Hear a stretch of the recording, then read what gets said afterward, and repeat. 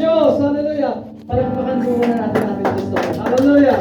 Praise you, Jesus. Hallelujah. Bago po tayong manalangin, tayo po muna yung magbasa ng salita ng Diyos. Sabay-sabay po tayong babasa ng salita ng Diyos. Nandiyan naman po sa monitor po natin. Will we go? Purihin niyo ang Panginoon. Purihin niyo ang Diyos sa kanilang santuaryo. Purihin niyo siya sa kanilang kapangyarihan. Purihin niyo siya dahil sa kanyang mga kapangyarihan gawa. Purihin niyo siya ayon sa kanyang marilang at nagkatakilaan. Purihin niyo siya sa tunog o pagkaka. Purihin niyo siya sa santuaryo at alma. Purihin niyo siya ng pandereta at sayaw. Purihin niyo siya ng mga patulondo at awad at flauta. Purihin niyo siya ng mga tunog sa simbalo. Purihin niyo siya sa pinakamatunog ng mga simbalo.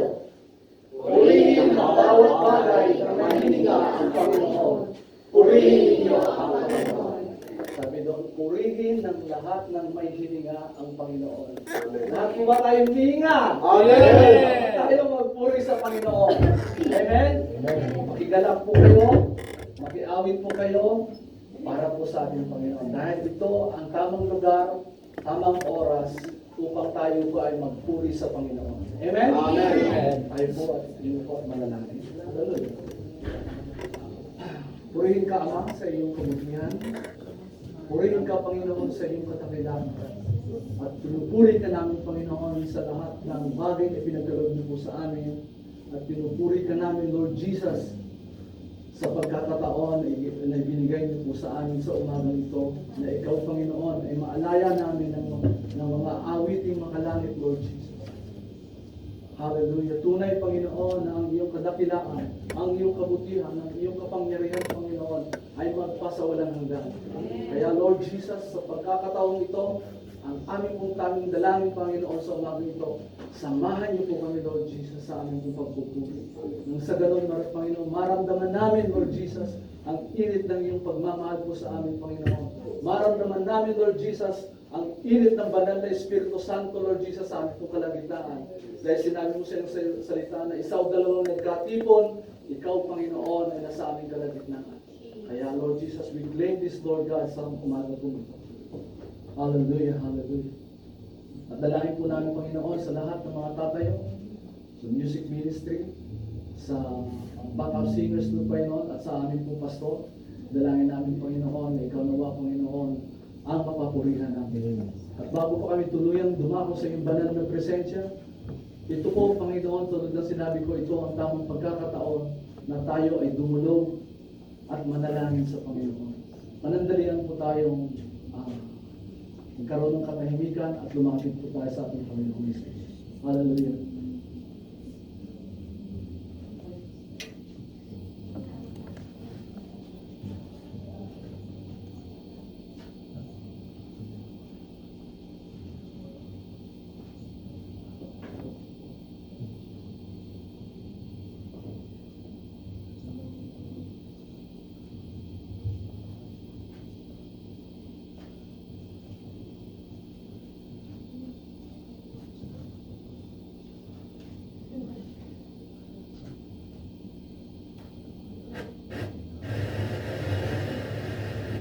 Hallelujah. Salamat, Panginoon. Salamat sa pagkakataong ito na kami, Panginoon, ay nakadulog sa pamamagitan ng panalangin sa inyo sa umaga na ito. Aming pong tanging dalangin, Lord Jesus, na malugod nawa ka, Panginoon, ng aming gagawin sa umaga na ito. Ito po, Lord Jesus, ang aming panalangin sa pinakamataas na pangalan ng ibugtong na anak na si Jesus.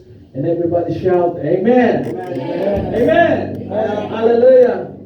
Tayo po ay sabay-sabay na basahin po ang ating pong saligan ng ating pananampalataya, ang Apostle Creed. Predigo. I believe in God the Father Almighty, the maker of heaven and earth, and in Jesus Christ, His only Son, our Lord, who was conceived by the Holy Ghost, born of the Virgin Mary, suffered under Pontius Pilate, was crucified, died, and buried.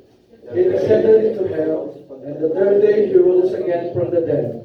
He ascended into heaven, and and seated at the right hand of God, the Father Almighty. From hence shall come to judge the living and the dead. I believe in the Holy Ghost, the Holy Universal Christian Church, the communion of saints, the forgiveness of sins, the resurrection of the body, and the life everlasting. Amen. Hallelujah! Muli palakpakan po natin ang ating Panginoon. Ngayon po ay tawag na Bisperas sa ating sa Pilipinas. Bisperas ng Pasko, lahat po, busy po sila lahat. Mga naghahanting ng mga ninong at mga ninang. Amen? So tayo po, yung iba galing pa ng trabaho,